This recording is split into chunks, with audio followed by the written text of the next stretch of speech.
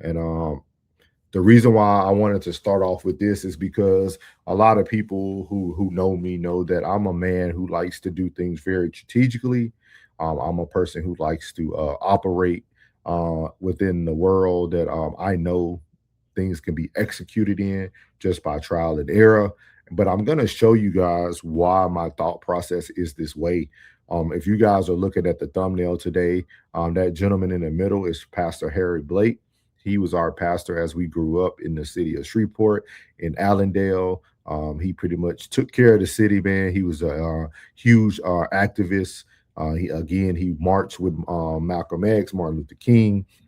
He did a lot when it came to Black history. If you look him up, again, his name is Harry Blake. You can look him up. He was the pastor of Mount Canyon Baptist Church. Again, powerful man. But we were taught at a very young age in my city to do things in a certain manner. And I know for everybody that might not seem like something that um, seems feasible all the time. But it really taught me how to not be so emotional about things, but be very direct and very strategic about things. And, not everybody's going to look at things that way, but those who do want the knowledge, it's there. So we're going to shout out a little bit of our Shreveport history today, and we're going to run it through. So here we go.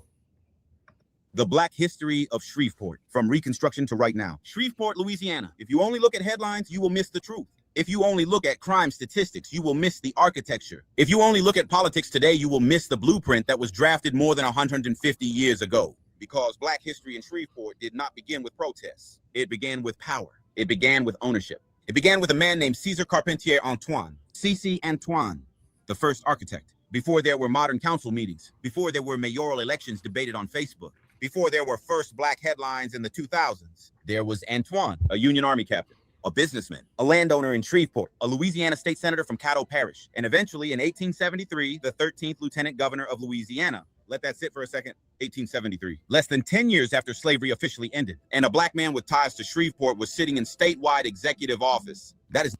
So as you see there, starting off with C.C. Antoine, somebody who played a very powerful position from our city in the 1873. This history is actually taught in our schools, where it used to be taught. I can't speak on that now, but it used to be taught in our civic classes and all our Louisiana history classes. And knowing that someone came from literally less than 10 years after slavery to be able to sit into a government seat for a state, that now struggles to even get a Black person into a seat. For those who know anything about the politics now, just imagine the information that he was able to obtain, and the moves that he had to make to get there. So shout out to CC. Not accidental history. That is strategic history. Reconstruction was a moment where formerly enslaved men didn't just ask for inclusion, they stepped into governance. Antoine represents something most people never talk about. Black political competence was proven early, but Reconstruction did not last. White supremacist backlash swept across Louisiana. Federal protections weakened. Violence and intimidation rose, and the progress that had begun was methodically rolled back. But here's the part they cannot erase. The idea had already been planted. Black Shreveport had tasted governance. So as you see there, I think that line was very powerful. Regardless what goes on in life, the seeds that we plant are the most important thing that we'll ever be able to do. When people know their history, they'll be able to come back and do things that other people probably thought was impossible. And that's why when you think about myself, I always try to give strategy, give information, give different ways of being able to move within the system. Shout out to Ambition. She said, if you're watching, please hit that like button, share, subscribe to the channel. Thank you, ma'am. Thank you, Soft Rain. She said, y'all make sure to hit that like and subscribe button. Thank you, ma'am. Thank you, ma'am. We are speaking on that Shreveport history, man. And like you said, once they tasted that we had the power to get into these positions, the seed was already planted. So again, it's very powerful to know your history as well. And once you taste power, you never forget how it works. The long shadow of Jim Crow. After Reconstruction collapsed, Black Shreveport entered survival mode. Listen to this, though. So they're talking about the Jim Crow area when Shreveport, Louisiana went to more of a segregation and went into a very, what they call survival mode. But listen to what we did as a Black community. This is the period most documentaries rush through, but we won't, because this era tells you how a community survives when political doors are slammed shut. Segregation hardened, voting restrictions tightened, economic access narrowed. So what did Black Shreveport do? It built parallel systems. Churches became strategy rooms. Fraternal organizations became financial institutions. Black-owned businesses became economic shields. The Calanthian legacy. The United Order of Calanthi was more than a social club. It was a lifeline. In an era when mainstream insurance companies refused coverage, when banks denied loans, when white-owned institutions blocked access, Black fraternal orders created burial. So for those who are hearing this language, you might hear Black fraternal orders, or you might hear things like the Masons, right? In our city, the Mason lodges are very popular. There's a lot of Masons within our city of Shreveport. So there was a lot that was going on behind the scenes. If you guys never seen the movie Rosewood, I would highly recommend. Insurance, financial assistance, and community protection systems. This is important because when people say Black wealth never accumulated, they forget something. It did accumulate, but it accumulated inside protected community ecosystems. So as you heard there, that he talked about the pretty much the black dollar circulating, right? And like he was saying that this is why, for those who have heard me say it, I always say that we must be strategic. We must be able to plan.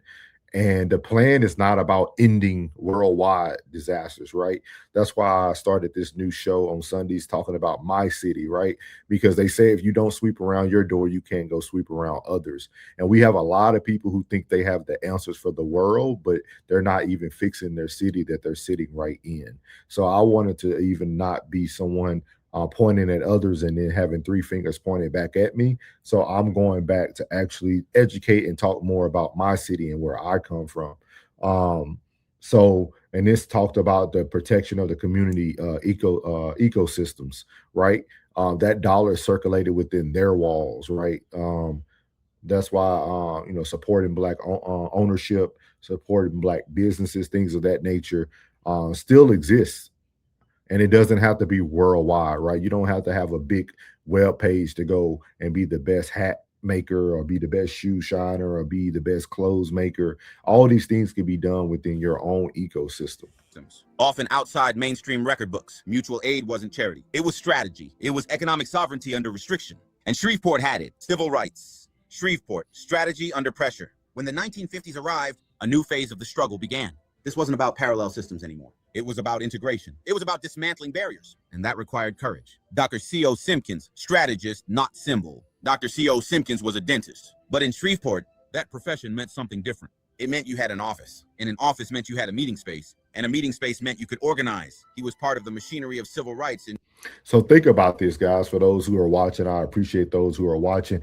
Think about what these Black men had to do, right? They went to got their education. He became a dentist. And who did you think he probably thought about even if he didn't, think about how powerful it is to know that your dentist office now became the place where people were able to meet due to segregation, due to things that were going on around you. I think a lot of times we are so focused on the problem instead of us being the solution.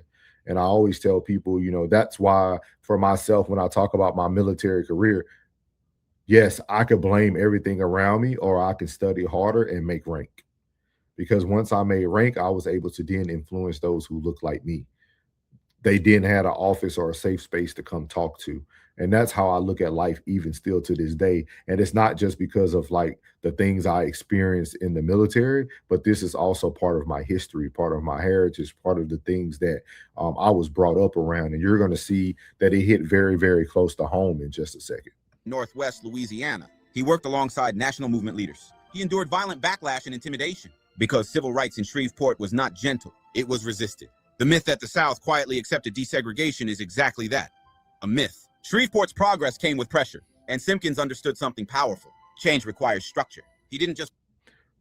It says change requires structure. Let's hear that one more time. Myth that the South quietly accepted desegregation is exactly that, a myth. Shreveport's progress came with pressure, and Simpkins understood something powerful. Change requires structure. He didn't just protest, he coordinated. Rev. Dr. Harry Blake. So shout out to Reverend Blake. That's my pastor for 18 years of my life.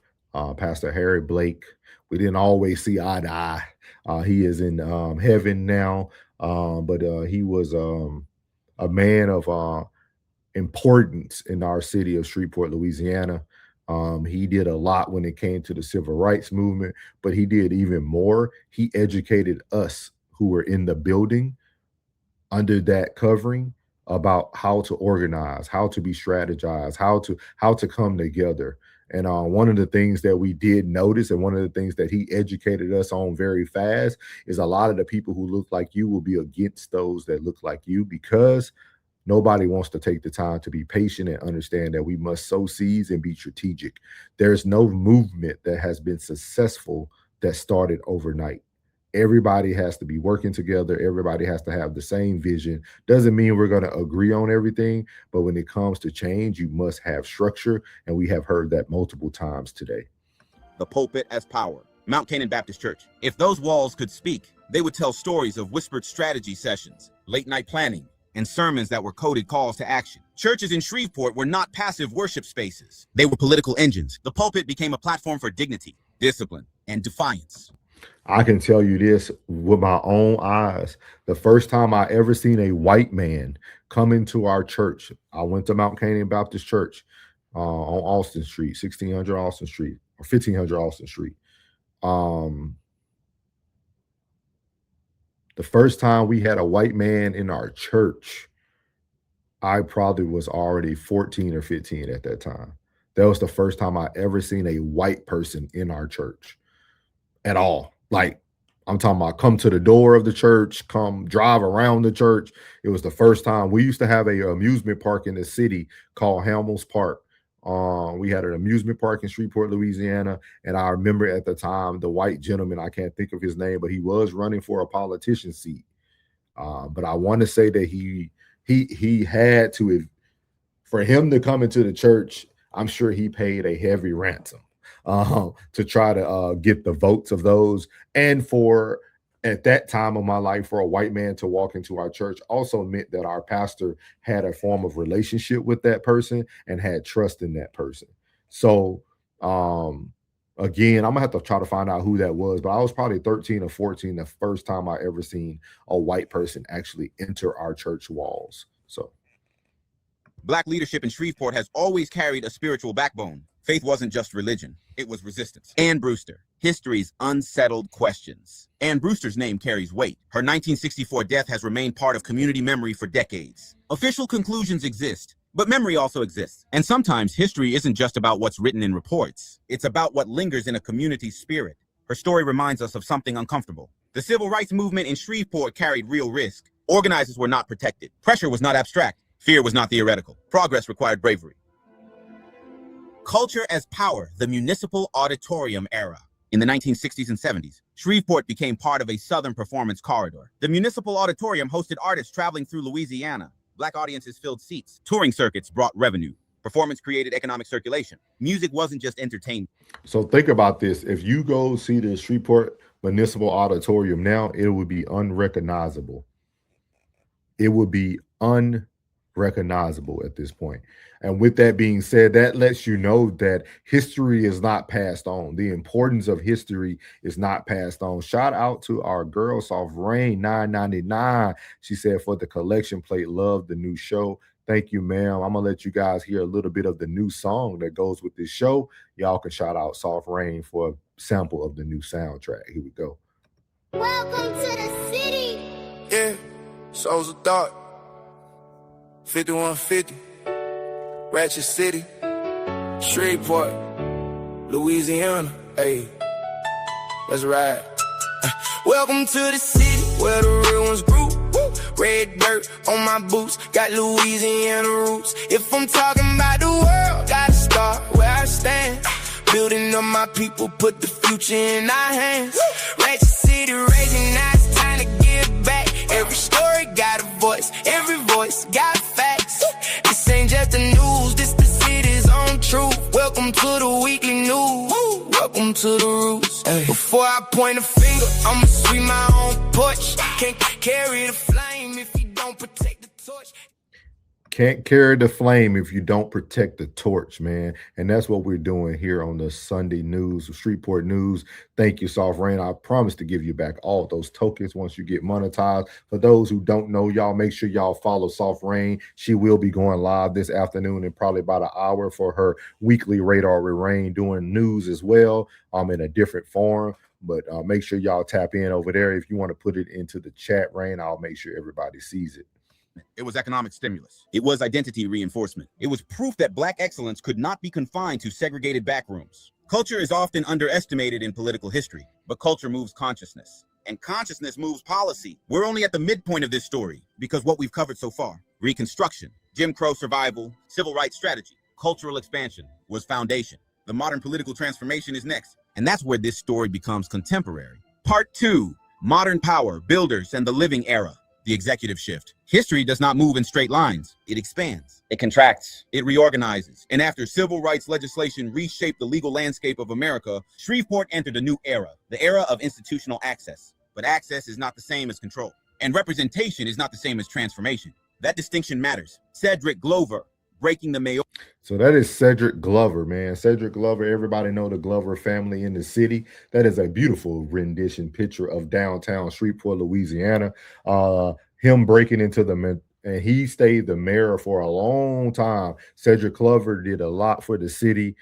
We had a couple people in our church as well that tried to run as well. But Cedric Glover was very, very well known and very, very well respected. Oral ceiling. In 2006, Shreveport elected its first Black mayor. That headline matters historically.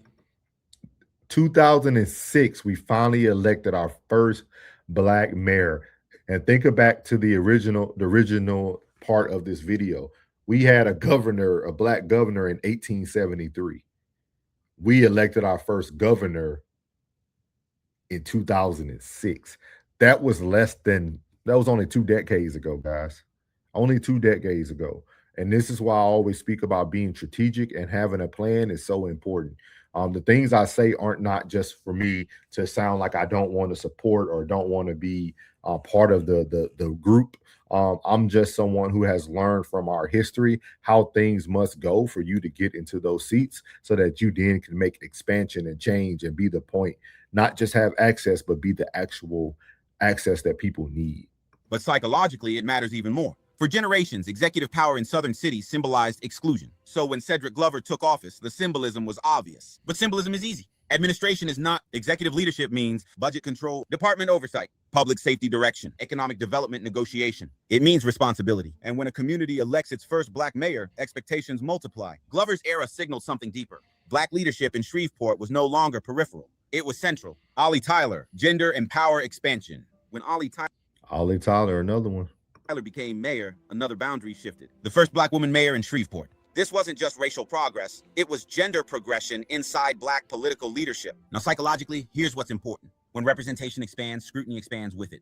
The standard becomes heavier, and that's part of the evolution of power. So let me play that back again, because a lot of times when I make that statement, I get questions asked about why do we have to work 5 times harder, this and this. It's right here, guys. This is nothing new under the sun. Here's what's important. When representation expands, scrutiny expands with it. The standard becomes heavier, and that's part of the evolution of power. It's just part of the evolution of power. The standard becomes heavier.